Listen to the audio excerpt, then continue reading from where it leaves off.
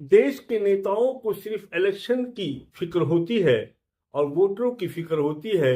Election किस तरह जीता जाए इसकी चिंता रहती है। इसका जीता जाता जागता प्रमाण यह है कि माननीय श्री नरेंद्र मोदी सऊदी अरब से जब लौटे हैं तो उनको पहलगाम जाना चाहिए था, लेकिन पहलगाम नहीं गए, बिहार गए, क्योंकि बिहार के अंदर इस साल चुनाव हो रहा है। सबसे बुरी बात यह है कि पहलगाम के अंदर जो 26 बिल्कुल ऐसी जोड़ों को अलग किया गया, दर्दनाक हादसा हुआ। उसके बाद में ऑपरेशन सिंदूर हुआ, तो ऑपरेशन सिंदूर में तमाम जितने भी विपक्षी दल थे, चाहे वो कांग्रेस हो, आरजेडी हो, जेडीयू हो और भारत की कोई भी विपक्ष पार्टी हो, वो एक मुश्त एक साथ सत्ताधारा पार्टी के साथ में यानी बीजेपी के साथ में खड़े दिखाई दिए। तो ये कोई श्रेय लेने का वक्त नहीं है कि आज माननीय श्री नरेंद्र मोदी जी आर्मी के सूट के अंदर अपना फोटो खिंचवाते हैं जैसे राफेल उड़ाने अभी जा रहे हो, और बिहार के तमाम चौराहों पर ये फोटो चस्पा होता है और बिहार के एक एक गली कूचे शहर दर शहर गांव देहात कस्बा ब्लॉक के अंदर तिरंगा यात्रा निकाली जाती है। और इस बात को जताया और बतलाया जा रहा है कि ऑपरेशन सिंदूर के जो नायक हैं वो नरेंद्र मोदी जी हैं, और जैसे इन्होंने ही घुसकर दुश्मनों के तमाम ठिकानों को ध्वस्त किया हो। और माननीय श्री नरेंद्र मोदी की जो वेशभूषा प्रदर्शित की जा रही है वो आर्मी की पहनी हुई कैप लगाए हुए दिखाई दे रही है। यानी नेता किसी भी वक्त अपनी अपनी राजनीति से बाज ही नहीं आते। जैसे पुलवामा को 2019 में इन्होंने भुनाया, ऐसे ही पहलगाम को ये इन्होंने शुरुआत की है बिहार से, कि ये बिहार से इसको भुनाना शुरू कर दिया है। क्योंकि बिहार के अंदर जो इनकी टूटी हुई बैसाखी है, नीतीश कुमार वो इतनी कमजोर है कि उसका अपना अस्तित्व ही वो समाप्त कर चुकी है। जब से यानी वक्फ बोर्ड बिल का जो मसला आया, उसने अपना अस्तित्व ही खो दिया। और चूंकि नीतीश कुमार उम्र के आखिरी पड़ाव में है, वो कमजोर हालत में हो चुके हैं। और दूसरी बात यह है कि नीतीश कुमार के वरिष्ठ सांसद जैसे लल्लन सिंह, जैसे संजय झा और दूसरे जो है वो आज भाजपा की गोद में यानी अमित शाह जी की पैरोकारी करते हैं और उनकी गोद में बैठे हुए दिखाई देते हैं, जिसकी वजह से श्री नीतीश कुमार जी बहुत सहमे हुए हैं और कमजोर हैं। बल्कि ऐसा लगता है कि जेडीयू को बीजेपी ने हाईजैक कर लिया है। अब जो बिहार के अंदर सरकार चल रही है वो ऐसा नहीं महसूस होता कि जेडीयू की सरकार हो या नीतीश कुमार मुख्यमंत्री हो, बल्कि ऐसा लगता है दोस्तों, बिहार में ऐसा लगता है कि जो सरकार चल रही है वो जेडीयू की नहीं बल्कि बीजेपी की सरकार है, और बीजेपी पूरी तरह से सक्रिय है। उधर तेजस्वी यादव भी इस वक्त में बहुत जबरदस्त फॉर्म में है, और तेजस्वी यादव ने पूरी इलेक्शन की बिसात बिछा रखी है, और साथ में राहुल गांधी जी उनके साथ में बैक लगी हुई है। जो ये जोड़ी इतनी जबरदस्त है, और ये इलेक्शन भी इस मायने कर ऐसा हो गया है कि मुकाबले का इलेक्शन है और टक्कर का इलेक्शन है। दोस्तों, इस बार बिहार का एक बहुत बड़ा त्योहार है छठ पूजा। छठ पूजा पे बीजेपी की एक बहुत बड़ी नजर है। छठ पूजा को भी इस बार इलेक्शन के रूप में इस्तेमाल किया जाएगा, यानी इस पे भी एक ऐसी नजर है बीजेपी सरकार की कि छठ पूजा के मौके पर विशेष ट्रेनें चलाई जाएंगी। खास तौर से उसमें भोजन होगा, जगह जगह भंडारे होंगे, रेल की सुविधा होगी, और छठ पूजा को इस तरह से मनाया जाएगा 2025 के अंदर जैसे कि प्रयागराज के अंदर महाकुंभ हुआ। इसी तरह से महाकुंभ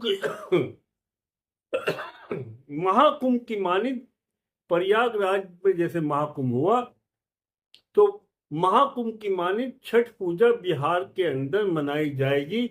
और ये तमाम तैयारियां प्लानिंग बीजेपी कर चुकी है। यानी बीजेपी कोई भी ऐसा मौका छोड़ना नहीं चाहती जिससे वोटर उनकी तरफ आकर्षित न हो। दूसरी तरफ ऑपरेशन सिंदूर को ये कन्वर्ट करना चाहते हैं ऑपरेशन वोट के अंदर।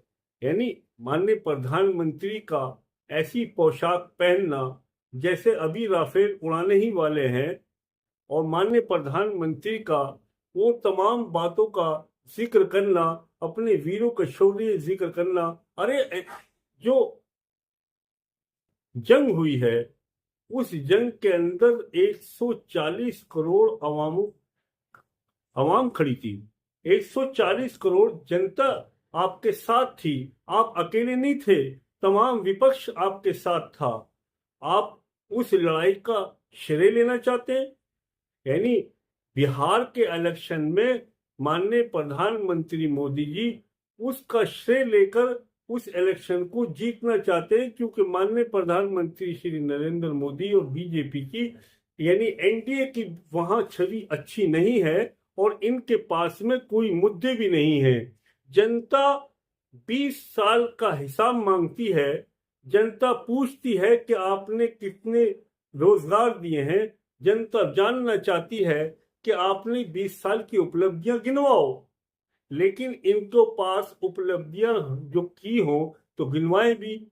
ये तो अब लफाजी के उतर आए हैं, सिर्फ लफाजी की बातें करते हैं। यानी माननीय प्रधानमंत्री जी एक सभा में कहते हैं कि मेरा खून गर्म है, गर्म हो चुका है, और मेरे खून में से ऐसा है जैसे कि सिंदूर निकल रहा हो। यानी खून की जगह आप सिंदूर का इस्तेमाल करते हैं। यानी आप ऑपरेशन सिंदूर को जो है कन्वर्ट वोटर्स में करना चाहते हैं। इलेक्शन में आप ऑपरेशन सिंदूर को भुनाना चाहते हैं। अरे उन उन बहनों से पूछो जिनका सुहाग वहां उजड़ गया, जिनके जोड़े बिछड़ गए, जिस माँ की बेटा उस वहां शहीद हो गया, जिस जिस बहन का पति वहां शहीद हो गया।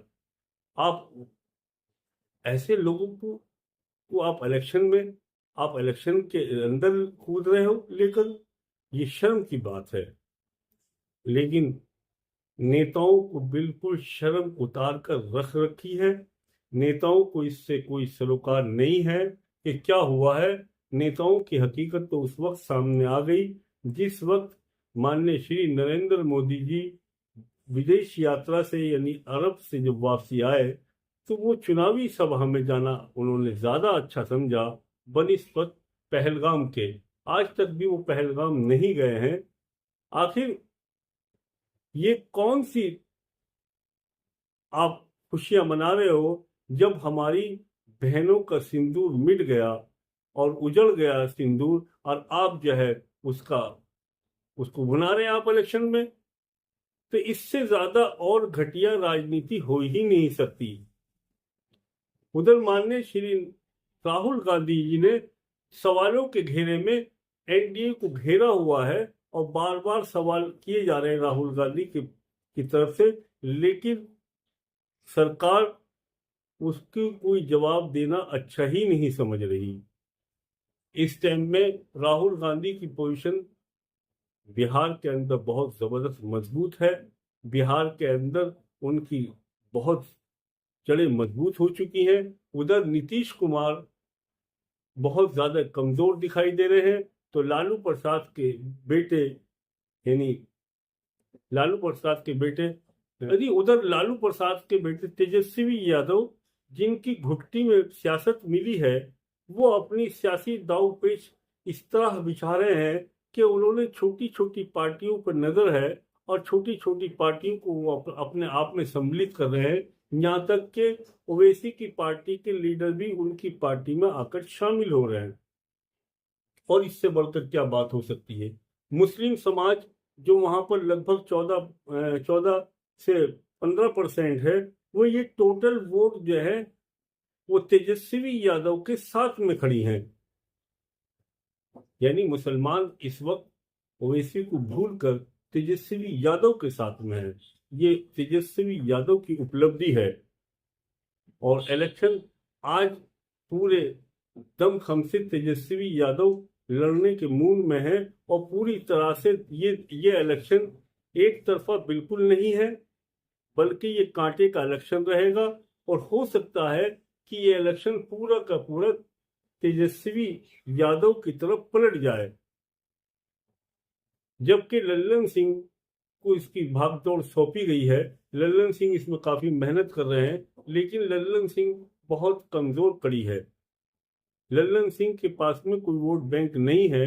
जो वोट बैंक था वो नीतीश कुमार जी के पास में था, और वो नीतीश कुमार जी जिस वक्त में उन्होंने वक्फ बोर्ड बिल के पास होने में उसका समर्थन किया, तो उनका जो असली वोट कोर वोट था वो बिल्कुल उनसे छट गया, और बहुत भारी नुकसान 20 साल की इस जीवन काल के अंदर जो उन्होंने यहाँ पर शासन किया है, ये बहुत बड़ा नुकसान उनको महसूस हो रहा है। इसी बात का सदमा है। और वो नीतीश कुमार किसी भी बड़ी बड़ी जनसभाओं में या किसी प्रेस कॉन्फ्रेंस के अंदर या किसी चुनावी गतिविधियों में कहीं दिखाई नहीं दे रहे। अब इसी बात की चिंता श्री अमित शाह को है, माननीय श्री नरेंद्र मोदी जी को है। बार बार बिहार जा रहे हैं, रैलियां कर रहे हैं। अभी 29 तारीख में विक्रमगंज के अंदर एक बहुत बड़ी रैली होने जा रही है, जो माना जा रहा है कि 2025 की यानी जो विधानसभा का चुनाव होने जा रहा है बिहार के अंदर, ये उस मायने से बहुत बड़ी रैली होगी। यानी मधुबनी में जो रैली हुई है, ये उससे कहीं बड़ी रैली होने जा रही है। यानी दोनों पार्टियां यानी एनडीए और इंडिया गठबंधन इस टाइम में आमने सामने है और जबरदस्त फॉर्म में है। अब देखना यह है कि आने वाला समय क्या बतलाता है और ऊंट किस करवट बैठता है। दोस्तों, ये वीडियो आपको अच्छी लगी हो तो प्लीज इसको लाइक करें, चैनल को सब्सक्राइब करें, बेल आइकन दबाएं, अपने कमेंट्स दें